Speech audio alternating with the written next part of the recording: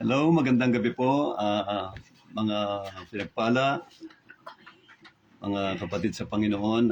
Muli po, tutuloy po namin yung ating series na pag-aaral sa salita po ng ating Panginoon, yung mga mysteries. Sabi ni St. Paul,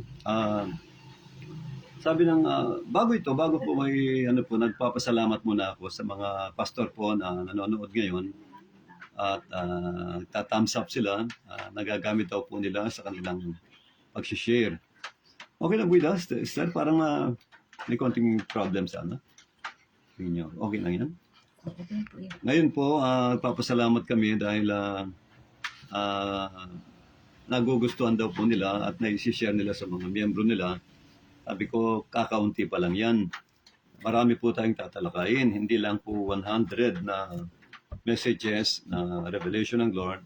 Mga mysteries na hindi pa po nare-reveal sa pangkaraniwang mga ngaral, lalo yung mga baguhan. Kaya nga po, ito marami tayong pag-aaralan na pwede kayong mag-take note para pag-aralan niyo po ito at makikita niyo, i-reveal ng Lord sa inyo yung napakagandang revelation po ito. Yung topic natin last time, nagkaroon tayo ng pag-aaral sa wisdom of God. Nalaman po natin na ang Panginoong Jesucristo, siya po ang karunungan ng Diyos. 1 Corinthians chapter 1 verse 24, sabi ni Paul, para sa atin na mga chosen, mga naligtas, si Kristo ang karunungan ng Diyos. Jesus Christ is the wisdom and the power of God. At yun po ang katotohanan.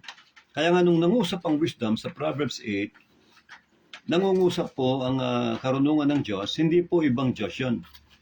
Hindi siya another God o another separate entity. Hindi po. Siya po'y part lang ng Diyos. Ayon sa John 1:18, di ba maliwanag ang sinabi ng ating Panginoong Jesucristo, sabi ng salita ng Lord, wala pang nakakita sa Ama o sa Diyos, maliban lamang sa anak. At ang anak ng Diyos, alam natin lahat, si Kristo. Diba? Who is in the bosom of the Father. Bosom of the Father. Ibig sabihin, si Kristo pala ay nasa puso ng Ama. Doon nakalagay ang wisdom of God. Nung hindi pa siya nagkatawang tao, yun ang tinatawag na pre-existence of our Lord Jesus Christ. Meron siyang pre-existence. Hindi pa siya naging tao, nandun na siya.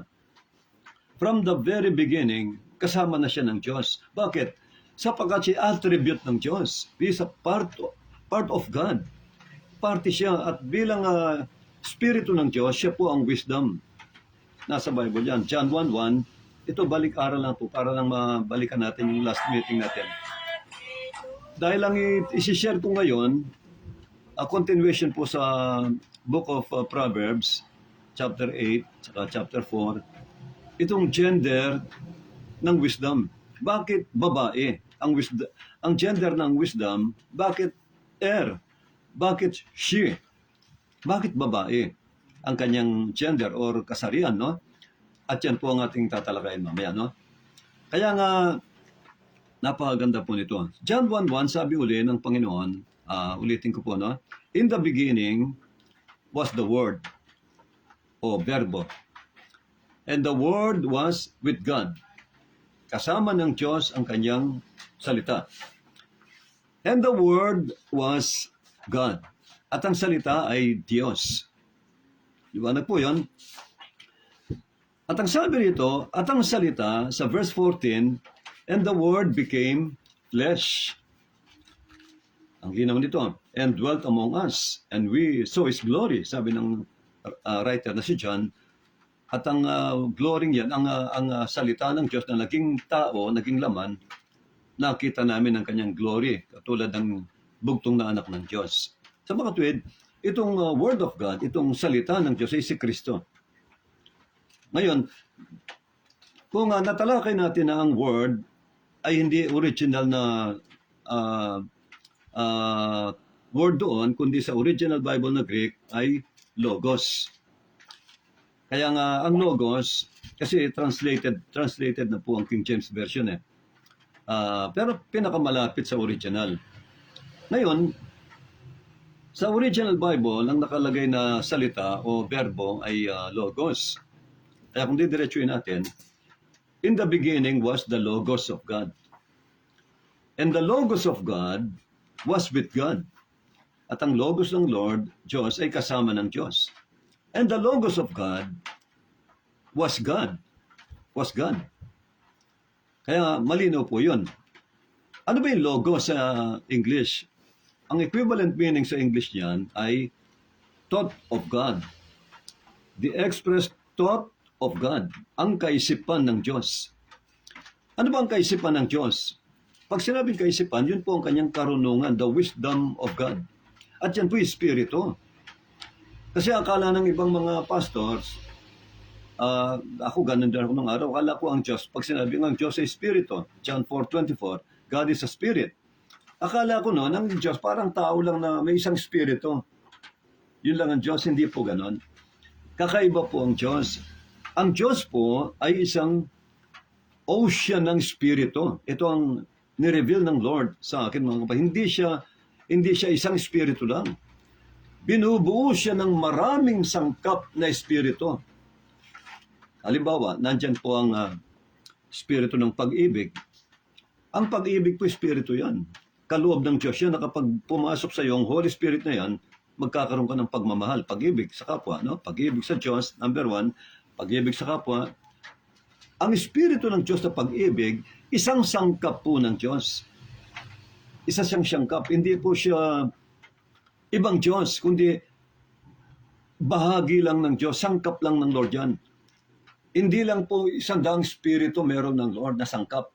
Meron siyang Espiritu ng pag-ibig, meron siyang Espiritu ng, kapangyarihan, meron siyang Espiritu ng katapatan, meron siyang Espiritu ng kabutihan, kahabagan, meron siyang Espiritu ng mercy, no? Merciful, no? Just, siya'y matuwid. Lahat yan, Espiritu ng Diyos yan, na nasa Diyos. Sangkap lahat yan ng Diyos. Nasa Panginoon lahat yan. At isa lang po roon ang wisdom. Espiritu rin yan ng Diyos. At ang wisdom ng Diyos, nasa puso niya. Ayon sa John 1:18, nasa bosom of the Father ang wisdom. Ang anak, no? At ang wisdom na yan ng Diyos, yun ang pinadala niya sa sinapupunan ni Virgin Mary. Kaya nga sinabi niya, the Logos of God became flesh. Yun ang pinadala ng Lord, yung Logos, yung wisdom niya. Kaya nga nang si Jesus, ng bata pa, 12 years old, napakatalino niya. Yung mga doctors noon, di ba? Hindi masagot yung mga tanong ni Jesus. Nagtaka sila nung klaseng bata itong si Jesus. Napakatalino. 12 anyos. Yung mga doctors of divinity, pinagtatanong niya, hindi nila masagot. Pero pag siyang tinanong, lahat nasasagot niya. Bakit niya nasasagot ang Word of God? Kasi siya ang Word of God.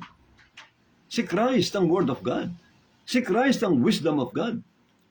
Walang mystery na hindi niya kayang i-solve. No? Lahat po ng mystery kaya niyang ipaliwanag. Kaya yun ang ibig sabihin ng John 1:1. Diretso natin. Sa pasimula pa, naroon na ang Logos, ang karunungan ng Diyos, the wisdom of God. And the wisdom of God was with God. At ang karunungan ng Diyos ay kasama ng Diyos. Maliwanag po yan. Alangan naman, halimbawa, nandito po si Brother Val, nandito si Sister Feli, yung mga kapatid, no? Si Brother Val, halimbawa, sasabihin ko sa kanya, ang karunungan ni Brother Val ay wala kay Sister Feli, kundi na kay Brother Val. Ang karunungan ni Brother Val ay kasama ni Brother Val. Valentin, no? Ganun lang yon. Ang karunungan ng Diyos ay kasama ng Diyos. John 1:1. At ang karunungan ng Diyos ay Diyos. Maliwanag po yun. At yun, walang question yun. Lahat tayo, naunawaan po natin yun. Anumang espiritong galing sa Diyos o sangkap ng Diyos ay Diyos. Kaya nga tayo, bilang mga anak ng Diyos, lahat po tayo, nagkaroon tayo ng espiritu ng ating Diyos, naging bahagi tayo ng Diyos. Anong sabi ni Kristo sa atin? You are gods. Pero yung gods, hindi capital G. Ang ama lang yun, no? Nag-iisang Diyos lang yan. Small g. Kahit sa 82 ng awit, Psalm 82 verse 6 says, Ano sabi? You are God's, small g. Because you, all of you, are children of the Most High God. Lahat kayo anak ni El Elyon, sabi niya. Ibig sabihin, pag anak ka pala ng Diyos at meron kang espiritu ng Diyos, anong sabi ng Bible? You are God. You are a son of God, a daughter of God. Dahil meron kang espiritu ng Diyos. Ano mang espiritong galing sa Diyos ay Diyos. Yun po ang katotohanan. Kaya maliwanag po yon, and the wisdom of God was God. At ang wisdom na yun ng Lord, nasaan? John 1:18, nasa puso ng Diyos. Tama ang Proverbs 4:7. Anong sabi? Wisdom is the principal thing. Sabi ng Panginoon, no? Ang karunungan daw ng Diyos ay pinaka-principal thing. Principal, ibig sabihin yun ang pinaka-the best, pinaka-head, pinaka-the best na spirito na sangkap ng Diyos. Halimbawa, sa isang paaralan, kapag merong principal, yung principal ang pinaka-head ng lahat ng teachers sa buong campus, no? Sa buong school. Siya ang pinaka-head, siya ang pinaka-leader, pinaka-mahalaga, pinaka-mahalagang sangkap ng school. Sa Godhead, pag sinabing Godhead, sa pagka-Diyos ng ating Ama. Kasi marami siyang espiritu na maraming sangkap. Pag-ibig,